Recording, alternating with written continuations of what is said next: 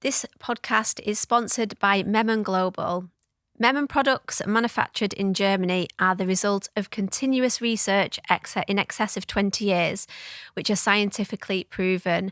Mcmillan products are not only neutralising the negative effects of radiation, but also restructure water and reduce fine dust particles from indoors.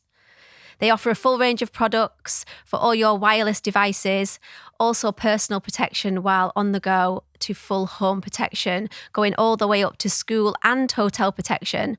The full range of products can be viewed on the website, which is www.memon.global. Mcmillan technology is independently tested and scientifically proven to protect you and your loved ones from all generations of mobile networks, including 5G and EMF fields, smart meters, Wi-Fi routers, geopathic stress zones, and high frequency from outside sources, example, telephone masts. This week, I will talk about the Mcmillan mobile chip, which neutralises the negative effect of high-frequency electromagnetic radiation fields generated by mobile phones, tablets and laptops. The Mcmillan mobile chip provides you and your family with a stress-free experience while using your devices. We are surrounded by technology and man-made artificial radiation. This is why it's extremely important to not only have your wireless devices protected, but more importantly, any devices that are used or near your children. Children are most at risk of being exposed to mobile radiation due to the fact their skulls are thinner and their bodies are not fully developed. A child's head and brain will be exposed to twice as much radiation than an adult. You can use my code, which is Leanne10, for a 10% discount off Mcmillan products. Just go to their website, which is www.memon.global. Hello and welcome to the Love, Peace, Truth, Karma podcast. I'm your host, Leanne Brown, and today I've got an amazing guest. All my guests are amazing, but this one, lovely lady, Sarah Mcmillan, who was a nurse for 24 years, has seen firsthand all aspects of the medical industry. And when her intuition kicked in, she realised that just wasn't for her. And here you're going to hear about her spiritual journey and how she has gone on to become a havening and breathwork practitioner. I hope you enjoy the show. If you're in China, you just know it's corrupt. They want it to be like that here. People are pretending to be 12-year-old kids, mate, and they're not. Yeah. They're 40-year-old men. Now we're getting bombarded with all these death numbers, but there's no context there. He'd got one child pregnant, he'd raped many others, and we had evidence to prove that. Do you think evil still exists today as it did back then? And the answer should very simply be yes. So Sarah, welcome to the podcast, Love, Peace, Truth, Karma. Thank you for being here. Hi, Leanne. Good to be here. Yeah, and it's actually our first meeting, isn't it? Yeah. And it was the lovely Jean Anderson that introduced us, isn't it? She was just on here, actually. So you're following Jean, actually. Yeah. Oh, wonderful. Amazing lady, isn't she? Yeah, she's fab. Yeah. She's fab. So you met Jean on one of the protests, didn't you? No, I met Jean a few years ago, actually. Oh, right. I met Jean through, I think it might have been an event somewhere, and we just got talking, found that I think I knew her way back from nursing when I did my midwifery section. Right. And we just got talking about certain things in life that was going on. Yeah. We're beginning with the word B, so yeah. Yeah. So with that, let's address that now. We have called it different names, whether it's been a jab or an injection or even Maxine instead of starting with it. And that seemed to work. So should we go with that? The word Maxine? Yeah, that's fine. Yeah. So yeah. Maxine. Yeah. So you were in the medical industry being a nurse for 25 years? 24 23 years and 10 months to be precise, yeah. So I want to know all about sort of the beginning, the training that you went through and that you've worked in different aspects of nursing, haven't you? Like you said, in prisons and stuff like that. So I'd like to know about that. But firstly, did you always want to be a nurse? Probably not, no. No. I think it was just one of those things all them years back. It was like nursing, teaching, the sort of what road to take. And my sister had been a nurse and my stepmom was a nurse, and so I just I went into it in the way I did a lot of care work beforehand, and I think I was a very caring person Yeah. for other people, but not for myself. Yeah. And that's what you probably find that most nurses are Yeah. like that. So yeah, I went in, I started my training. I had an 8-month-old daughter when I started my training. And how old were you then? I was 22. Okay. Age 22. I had applied to go away and do my training, got in and found out I was pregnant, so I delayed it. And I got in to do adult nursing at Lancaster. And about probably a year into my training, wanted to change over to mental health, but they stopped it. Why was that? Because I think I found the flow a lot easier. I found adult nursing so quite restrictive, quite although it's very female run, it's an oppression about it, which I think underneath all that I fought against all my life. Really? In schools and stuff, and I think I felt it, but I didn't know it. But anyway, I couldn't do it, so I sort of said, well, I'll carry on, do it, and did my training, went straight into a job in acute medical. So it was a medical ward with respiratory, which is really interesting now, which I find what's going on, because we're talking about the hospital's been overrun and the beds, and down to the C patients, but they always were.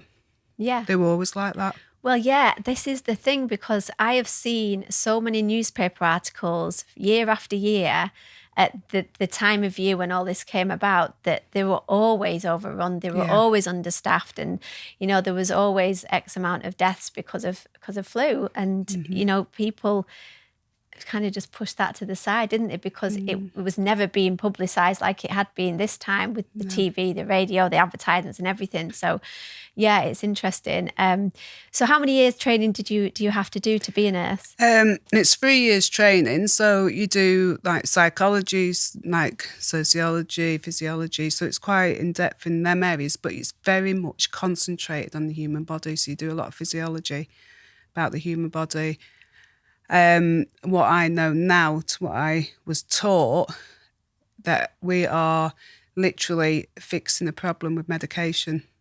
So we don't look at the root cause, we just plaster over it. Yeah. And we never get to the root. So we get presenting people coming back over and over again with the same issue, because if we're only covering it up, how can it ever be healed? Of course. But you don't see it when you're in it. No. And because we've got filters, we've all got these filters, so we're just taking orders from above, and we're, this person's got this diagnosis, so we're going to give them this medication to cure them, and it never does. So for chronic health, it's not a health service at all. But when you're in it, you can't see it, and this is why I can see what's happening with nurses and doctors now, because they're in this, they've got a lens that they're looking through that unfortunately they can't see outside that lens. So I've had Philly J on here. It's a lady who's created an amazing book called the Wellness Journal, and she actually was chatting a bit about her GP and saying how he'd wanted to prescribe her antidepressants, and she'd been through a real life threatening operation, and she come close to death herself, and she was like, I don't want antidepressants. And then he said, actually broke down in the end and said, that's all I know what to do. Yeah. And that is exactly what you're saying, isn't it? And it is really sad that that's it is an industry. It's an industry. Sadly, yeah. So with the training, what so we'll go into, so after your nursing, we went into a job. So I went into acute medical. I worked on the ward both days and nights for about 6 years. Yeah. So it's quite experienced in acute medicine. So acute medicine's like, any cardiac stuff, strokes, overdoses, pain management, respiratory. So a big mix of quite ill people. Yeah. Were they older people? Not always. No. Not always, no. We'll get younger people as well. And this is what happens, younger people do die. Yeah, of course. It happens. I've witnessed it, a lot of times. Yeah. So and with respiratory problems, you said it was dealing with respiratory. What kind of illnesses would that be? that would... Anything lung-related, lung fibrosis, anything that's lung... And it heightens up in autumn. Yes, of course. Of course. It would do, wouldn't it? And I can recall so many things that happened on that. Like it's staffing. It's staffing that's the problem. I used to work on the ward sometimes. There'll be 3 of us. There'll be maybe the sister, me, and an unqualified. We should have 6 people minimum on the ward. Wow. And you'd be pulling your hair out. It literally, I remember stood there once and I had people on bloods going, patient that needed discharging, somebody else coming in, and your head is, you can't go to the toilet, you don't get a drink, you don't get a break, and you are frazzled, and you can't think properly, hence why mistakes are made as well. So this is what it was getting like towards the end of me working in the hospital. So I left when I was back. I left for maternity leave, actually, when I had my son 16 years ago. Okay. And I vowed I would never go back to hospital nursing again because it was that horrific then. So there's a lot of uproar now, should I say, with regards to the nursing and how they've sort of been groomed to be these, like, we're clapping on a Thursday night and, and they're being worshipped for the work, and then all of a sudden they've come down with a bump, haven't they? Because if they don't want to take this vaccine, this jab, then they're sort of outcast, aren't they? And where was the pay rise for them? And that's another thing that's been very apparent. And like you said, there's always been staffing issues. There's always been the fact that the government has not been willing to give nurses what they deserve. I mean, they do an amazing job, and it's a tough job, you know, emotionally, physically, I can imagine, and I'm not discrediting nurses at all, but I, as you, obviously come to the point of just baffled at how people are so blinkered and able to just carry on and take these orders, I suppose, from above and just continue to do as they're told, even though intuitively, as you told me on the phone, that you knew that it wasn't right, something wasn't right. So let's so your other time, you said you worked in a prison and you did other work throughout your nursing career. Well, I went into, after I had my son, when I went back after maternity leave, I went into community. It was a lovely job for 2 years, really nice, really peaceful, really nice, easy work, to say the least, compared to what I had been in. And then I emigrated in 2007 to go to Australia, and I worked in drug and alcohol in a clinic. And even in that, I started to see things like we kept them on methadone or Subutex or Suboxone, and anyone we tailed off it would relapse because, again, we never got down to the root cause. Exactly. So the mentality was we keep them on methadone or we keep them on Suboxone and they'll be okay. That's still a But drug. even though I sort of started to feel a bit, I didn't know any different, so I didn't know how to do anything any different. Yeah. And it makes money all the time. Pharmaceuticals, it makes money. So, and during the time in Australia, I think my own sort of, I don't know if you could say it, physical, mental health was probably deteriorating because of all this, probably suppression in myself. And I ended up on sleeping tablets. I ended up taking diazepam, if I ever flew anywhere, because I started to get a lot of anxiety. I got a lot of anxiety about if I'd overdosed somebody by mistake, and sort of taking all this stuff, home with me. Yeah. But still not recognising what was going on until really I came back to the UK in 2012. And I worked for NHS Direct then. Okay. And that was another interesting one because I used to get lots and lots and lots of calls about children that had just had their immunisations. Okay. That they weren't well, they were crying, they were burning fever, they had rashes, and we were on a script, give Calpol, give ibuprofen, of course, suppress it down. And, when I look back at the number of calls, still wasn't seeing it. Still wasn't seeing it, the correlation that was going on all the time. No. And following on from there, went into the flu vaccine trials. Wow. In Manchester.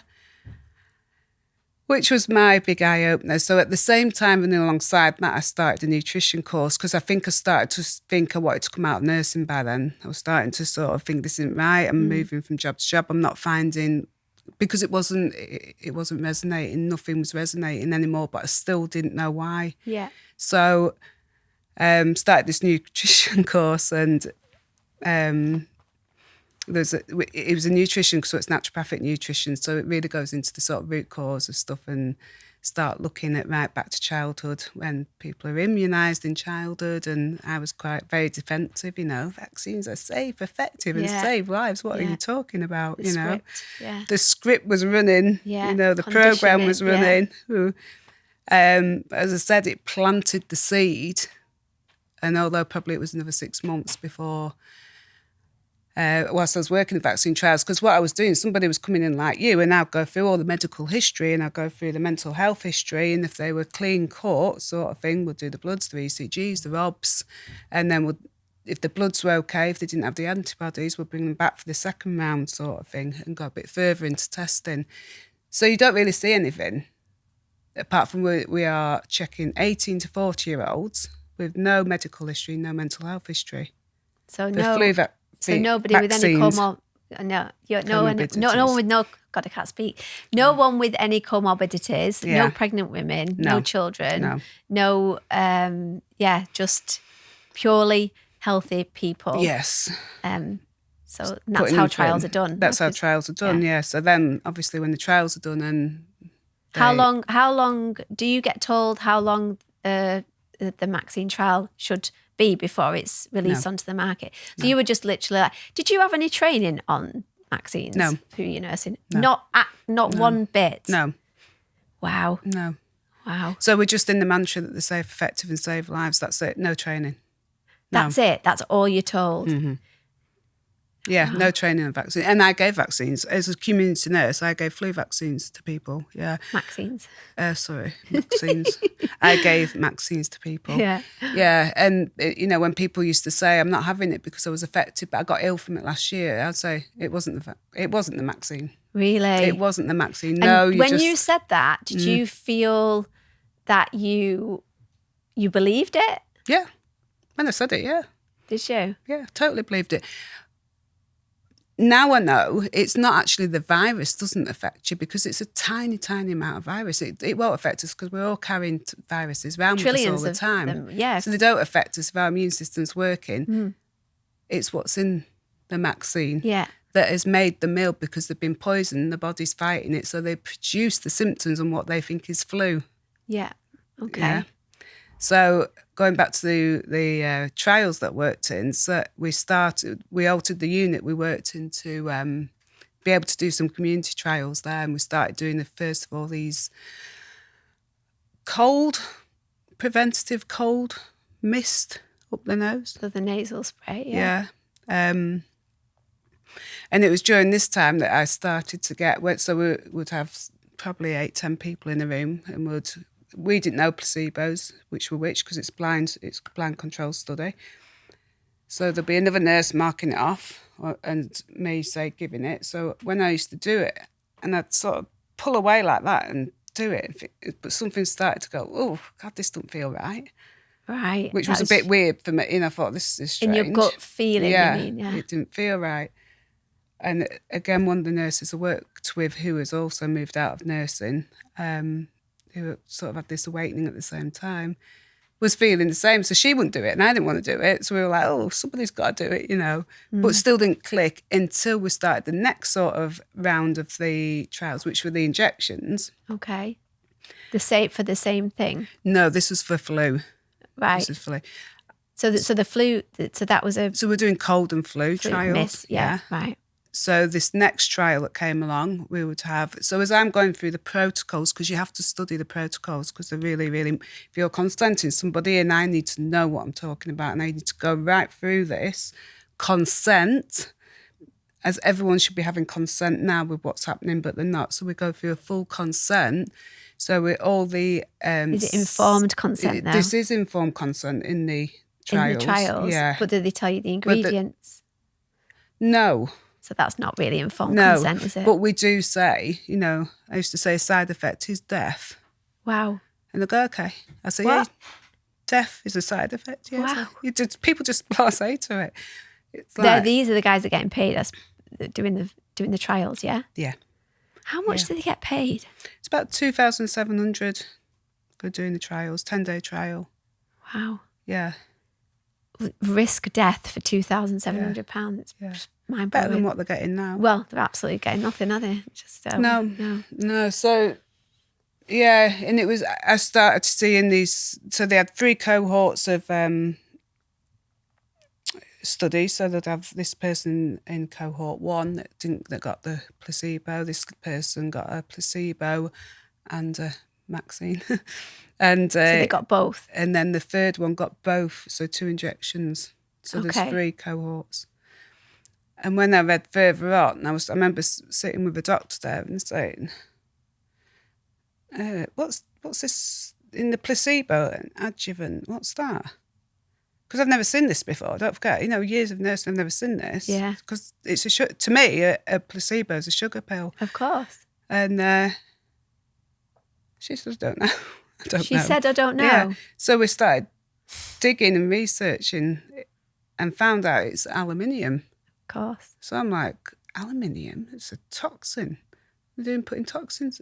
In a And so placebo. it was like, oh my God, what's Yeah. going on here? So everything's coded. It's not in plain English. That's why people can't see it. Everything's coded. Right. So I So let me just get that straight. So the placebo, what you're saying there is the placebo is not a placebo. In these trials, they're actually putting adjuvants in there, aluminium, which will then obviously potentially cause a reaction just as severe as the actual Maxine would to prevent them being a huge difference reaction. Yeah. For that. Wow. Yeah. I actually did read that my own research with regards to the HPV vaccine, Maxine.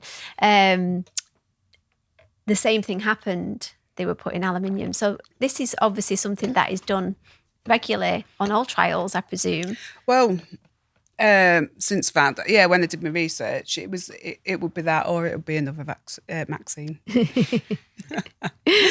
It would be and So they'd use another Maxine against the one that they were trialing. Wow. Yeah. Okay. Yeah.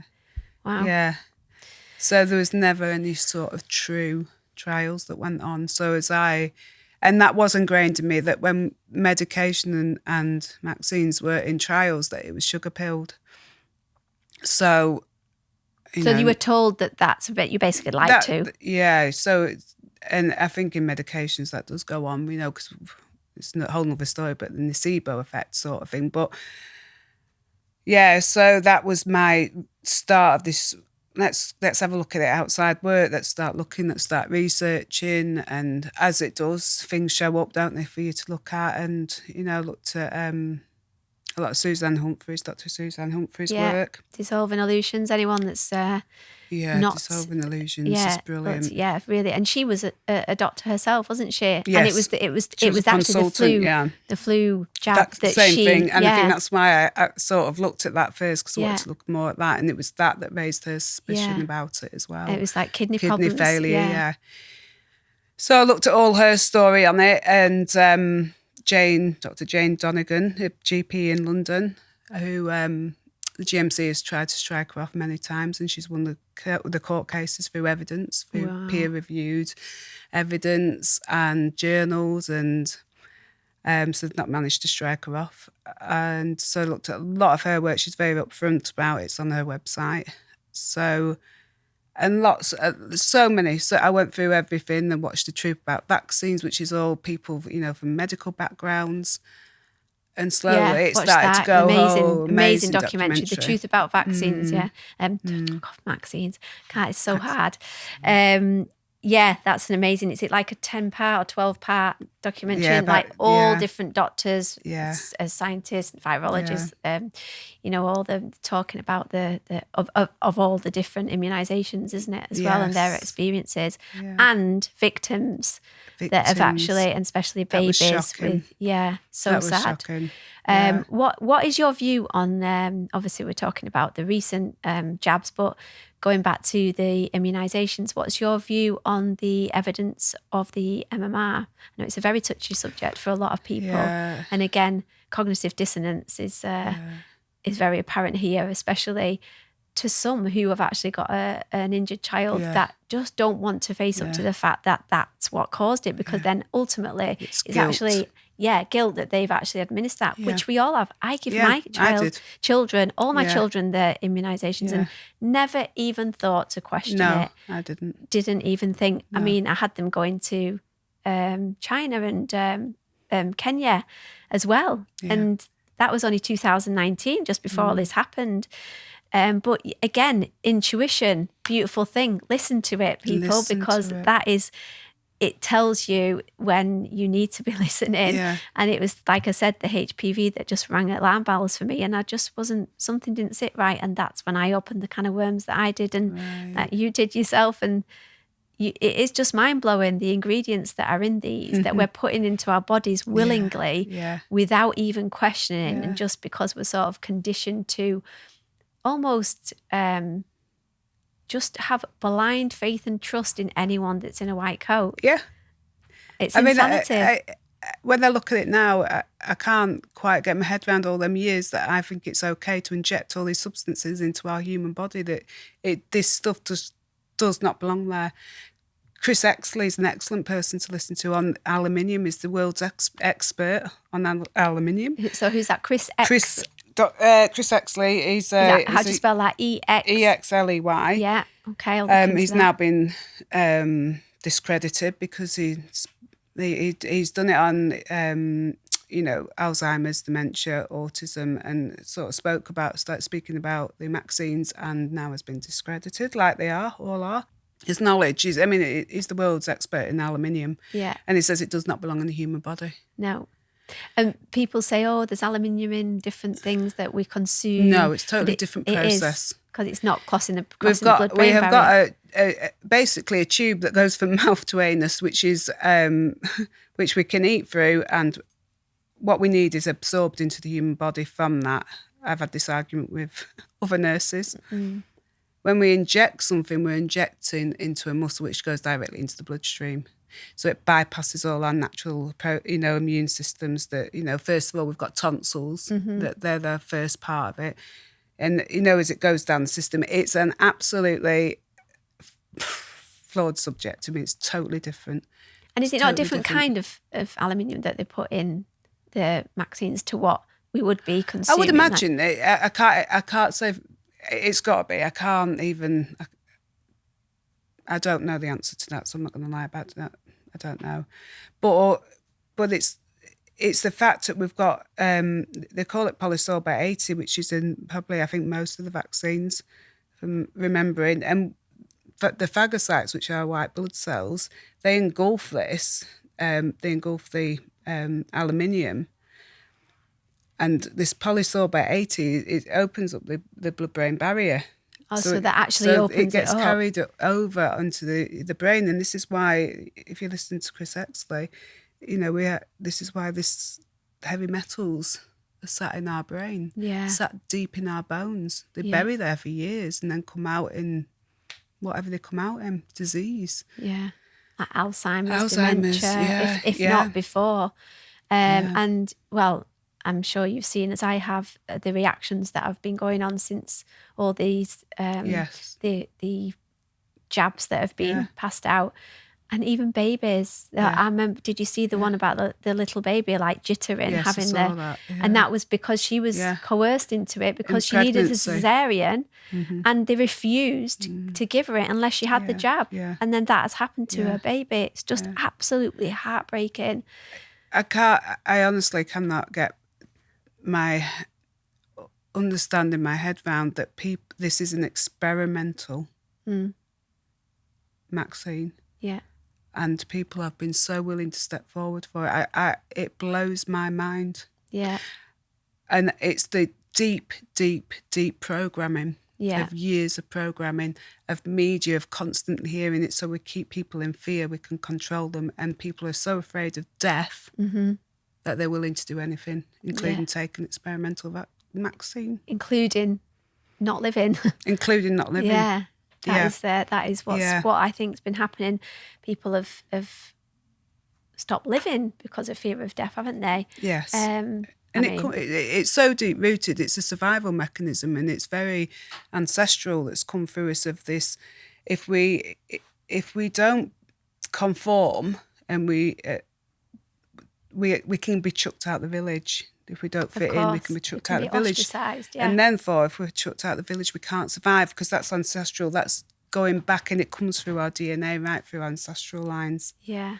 And it's within us all. So unless we go to that and face it and start working with it, it then shows what's happening in society now. That all it's done, all the big C has done, is shown what everyone is so afraid and scared and in fear of, and it's all on the outside for everyone to see now. Yeah.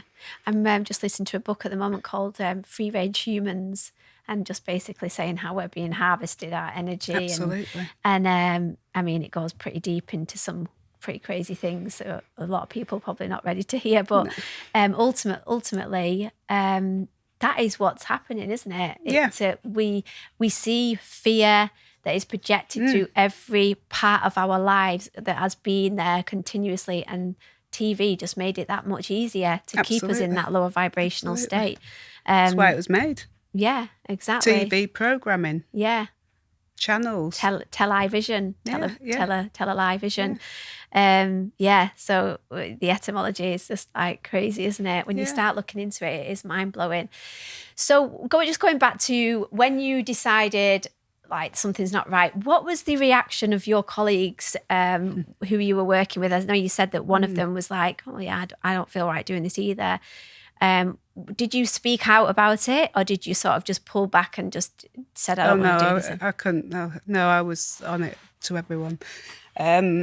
Because I found it in a crazy way, sort of like, oh my God, look at this. We didn't know this. Look at this.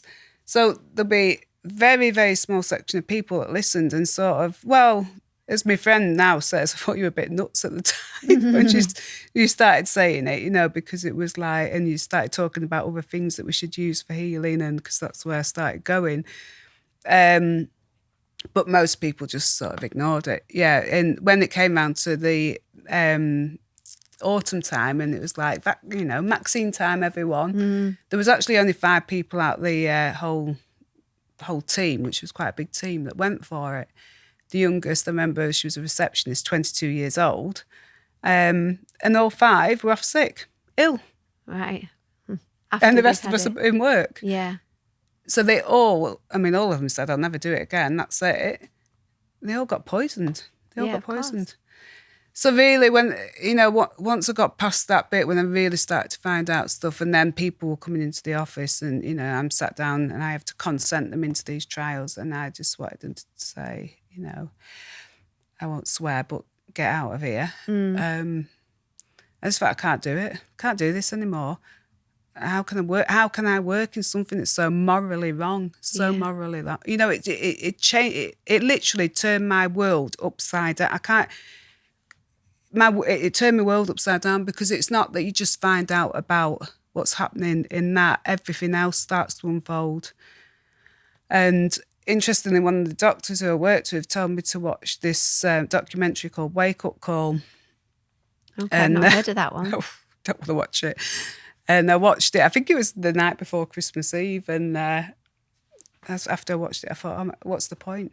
What is the point of being here? We're all getting taken into a trap. We've got this,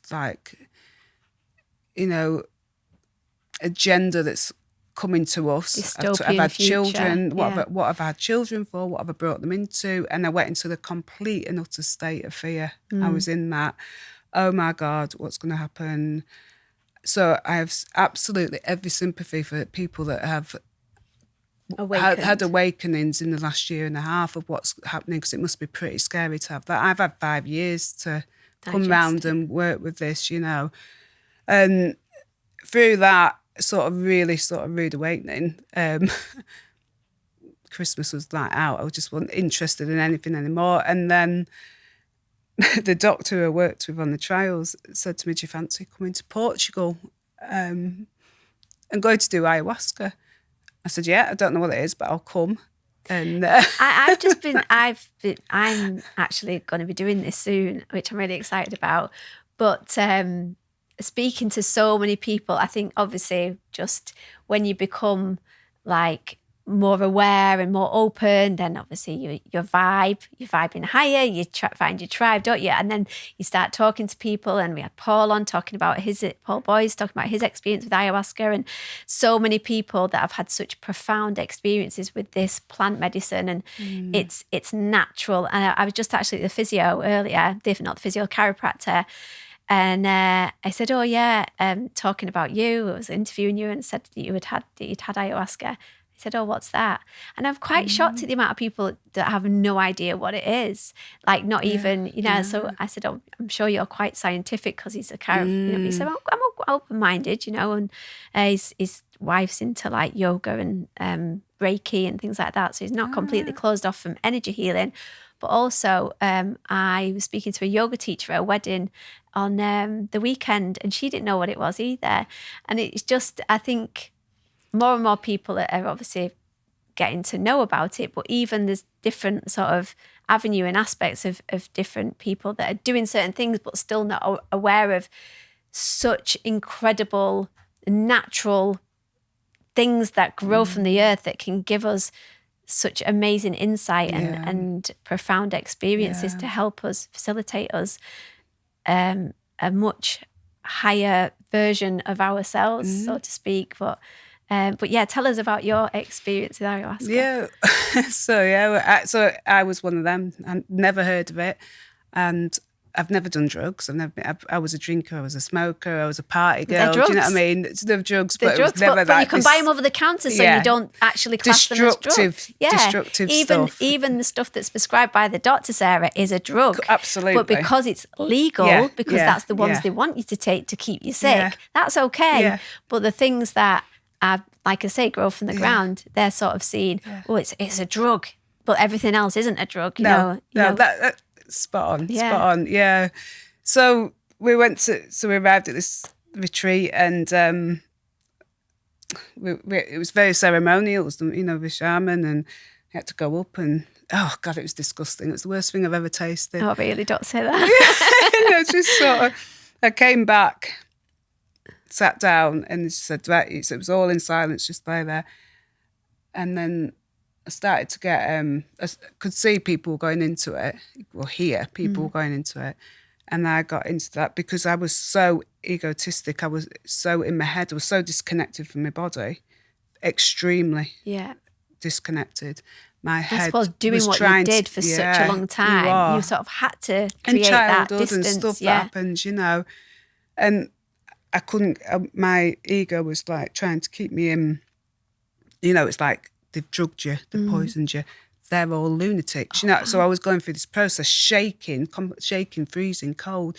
And what I was doing, I was fighting the medicine, I was fighting it, and I felt really sick. Everyone's purging, and I'm going, I'm not going to be sick, I'm holding it. Right. And this went on for hours and hours till the ceremony ended, and people started going to bed. I couldn't get up off the floor. It was like I was glued. It was like, you're not going till I finish with you. Right. They call it the grandmother of all medicines, don't they? And this poor Neil, he was called, had to work with me for another 2.5 hours for me to let go of this thing. And eventually they had to walk me around outside. Eventually I was like purging, and all these memories, all this trauma was coming up inside of me, and it was that I didn't know. I had no concept whatsoever because I was so closed off. Yeah. But after that experience, it went into an experience of the universal, the multi-dimensional universe, that we're in this pure love, this intensity that I have never, ever experienced in my life before. And that really was the shift and the change of my life, really. It started me on the journey. It was like, I'm showing you, but it's now up to you to do the work. Right. So that was 4 years ago this November, and I swore, really from that day, I would dig deep and I would work and I would, do this healing journey. It completely changed my life. And everything showed up for me to do in that process. I started doing bodywork training, went over to Belgium for 2 years. What's that? Bodywork, it was called Anime, Emotional Release Bodywork. Okay. It was probably the most powerful thing I ever needed. And it works on all the parts of your body where the humans hold stuff in our bodies. Yeah.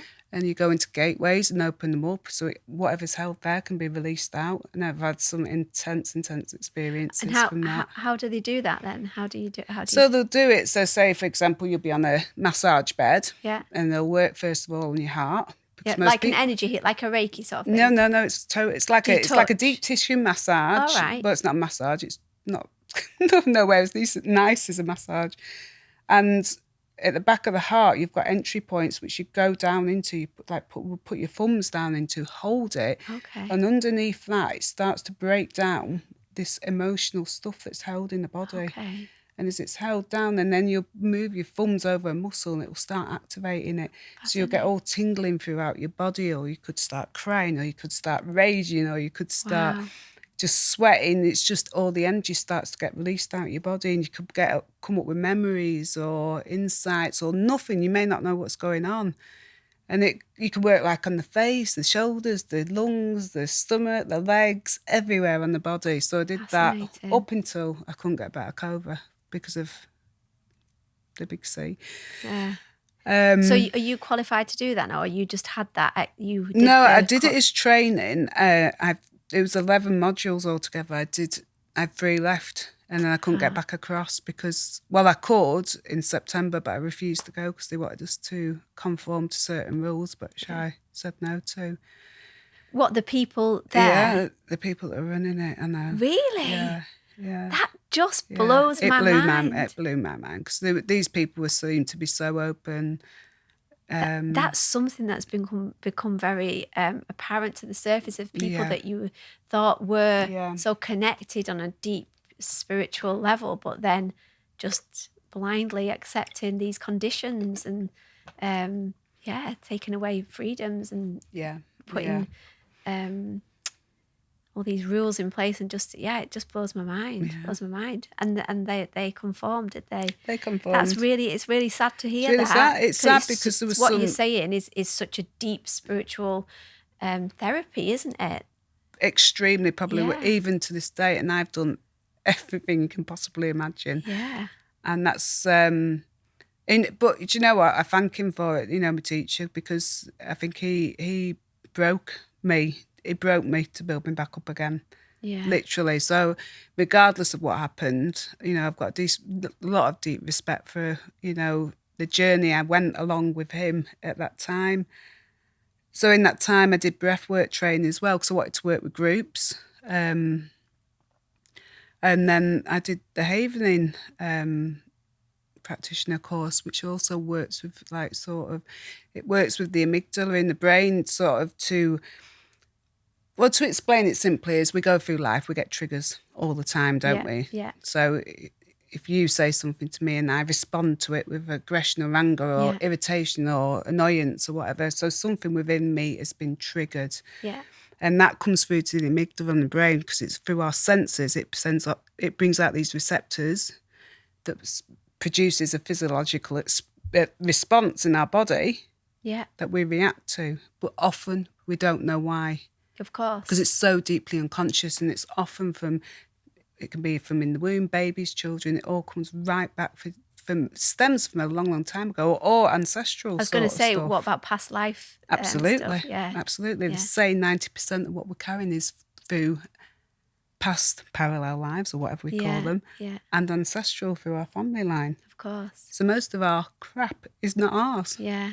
We're carrying it for each generation. So this is the time. This is the time at this point in our change on this earth for us to break these cycles, to heal all this, to step into our power, to connect to above, to below, to the Mother Earth, to Father Spirit, into our intuition, and we're guided. We're totally guided. And each time, as we go through life, I'll be presented, you'll be presented with people, circumstances, events to show us where we're not healed. Yes. All the time. Yes. And then if we're conscious enough, we can look at it, heal it. If we're not, we're unconscious, just another set of circumstances and people and events will come along to show us again until we do it. Until we and learn. again and again until we learn. So but once we start doing this and we start tapping into this universal energy, because there's a power greater than ourselves that's part of us. And if we get into flow and ease and grace with it, everything, we're safe. We're safe from what's happening out there. Yeah. Because we're guided to where we need to go, where we need to be, who we need to be with. Our frequency rises, so everything we attract outside has a higher frequency. So if all this outside there, what's going on, all this, it's way above government, but their frequencies are so low, how can it match up with ours? No. It can't, so we're missed. Yeah. You know, literally in my life now, it's like it doesn't exist anymore. Yeah.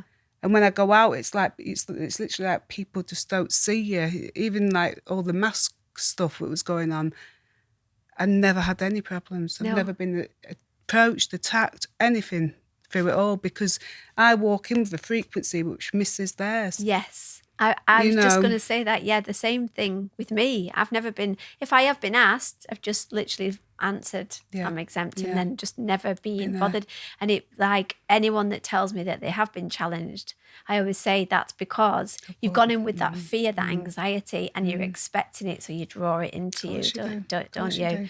And we had, when I had Jenna on, the nurse that, I don't know if you've seen Jenna, that nurse that asked questions. Yeah, I've seen it, and she got really upset because she got challenged in a supermarket. And again, it's like, it's the energy. Nobody can argue with energy. No. You can say, oh, it's a load of rubbish, and, you know, but even if you're into the scientific aspect of it, you know, everything sort of overlaps, doesn't it? You can't get away from it. I mean, I just say,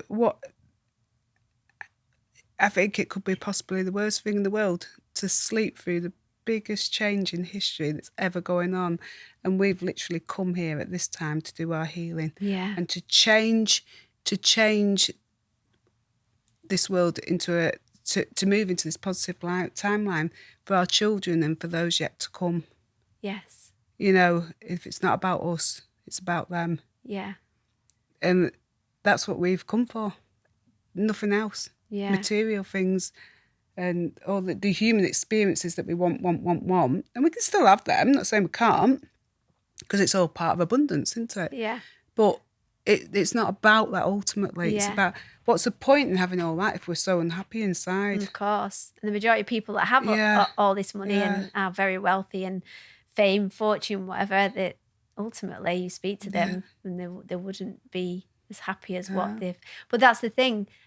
That's what's being projected. That's something that's just in this book, this Free Range Humans, how we've been conditioned and programmed to believe that everything materialistic will bring us happiness without actually understanding or understanding where happiness comes from. And it's an emotion, isn't it? And we chase the emotion, that when we do the things that we want to do, that gives us that emotion, or we have the things that we want to achieve or buy, or the house we want to live. It's because when we're there, how it makes us feel. Yeah. So if we already feel that, we bring that into our domain anyways.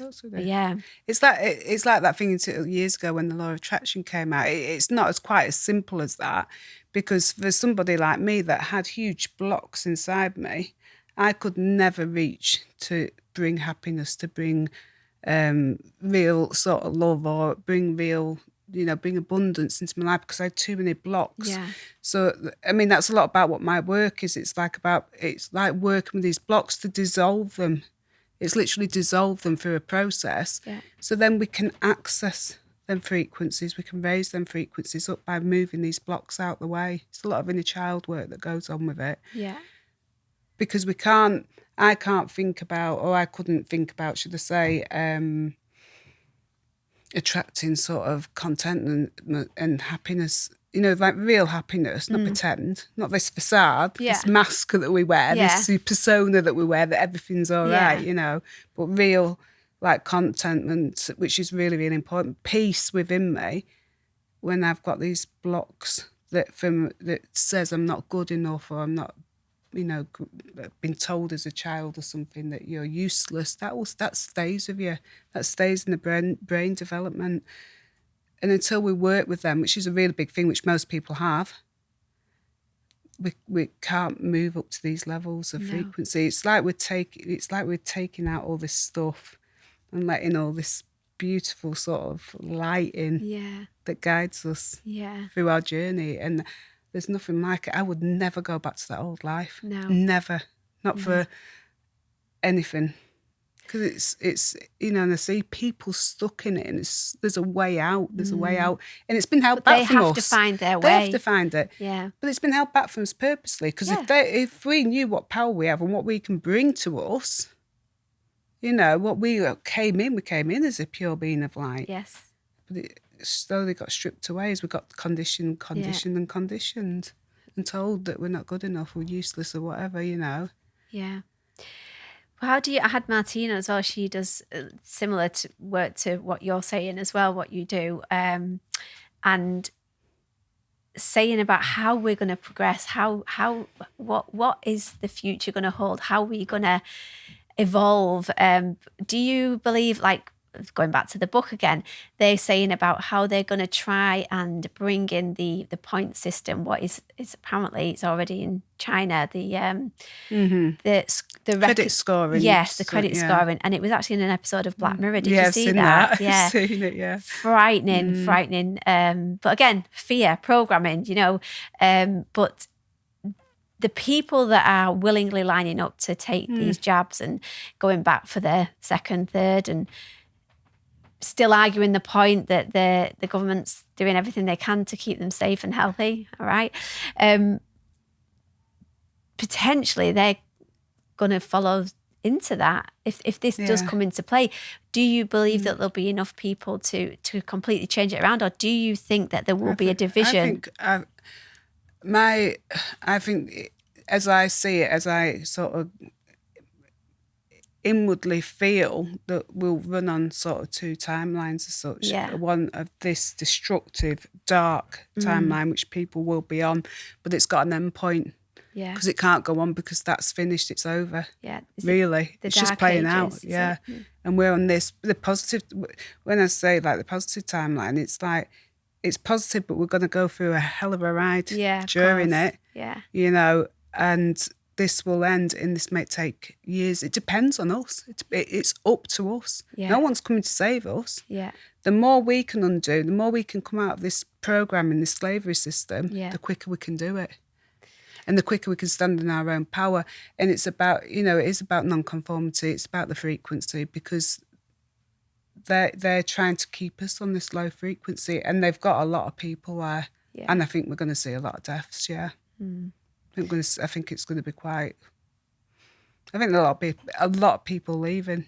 Yeah, which is really sad, and I really when I first started hearing about all the different people and friends and different family members that had took the jab, and the thought of losing them, whether it's like in the next however many years, but then won't even put two and two together. I really believe that they'll still assume whatever's going on with them, whatever illness crops up within their body, will be something that's just a natural occurrence. Totally. Yeah, because it's happening now already, isn't it? Yeah. I think whatever's been underneath it all is just come to the surface quicker, and because they're all different, people aren't putting two and two together. No. Some are, but few are. And once we start these boosters, hopefully, I know a lot of people that said they wouldn't go for them, but once we start these boosters, I think there's been a lot of placebos, to be fair. I don't, can't swear, but I think... But are they placebos? Well, certain type of placebos. Yeah, without the actual, is it the graphene oxide that they're saying is in a lot of these? To be fair, I haven't really gone down the road really looking into this, because I knew right from the start. I said last March, as soon as this virus came out, I said it's going to be. I knew it years ago it was going to be about a vaccine.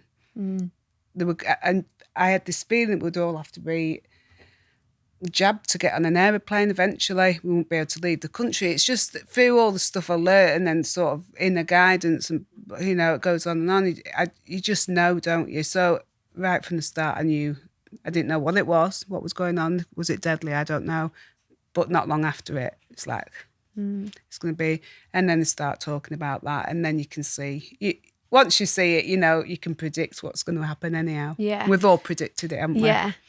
There's a lot of knowledge that can be learnt, though, with regards to, I know people spoke openly a lot about common law and how by learning that and not consenting and the language that has been created and twisted over time, but actually doesn't mean the things that we think it means. And it's like they fooled us in a sense. Magic words, yeah. But I've been looking a little bit into the universal law, because looking at different people saying it's not about actually just not consenting is not enough. You have to understand it and be able to use their system against them, to be able to detach yourself from the matrix completely, with regards to what we pay, like the slavery, the system that we're constantly paying into it. And obviously the birth certificate, and the straw man, the nature of the cage. Yeah, that's a great documentary as well, isn't it? To understand the levels of how deep this goes, and how we've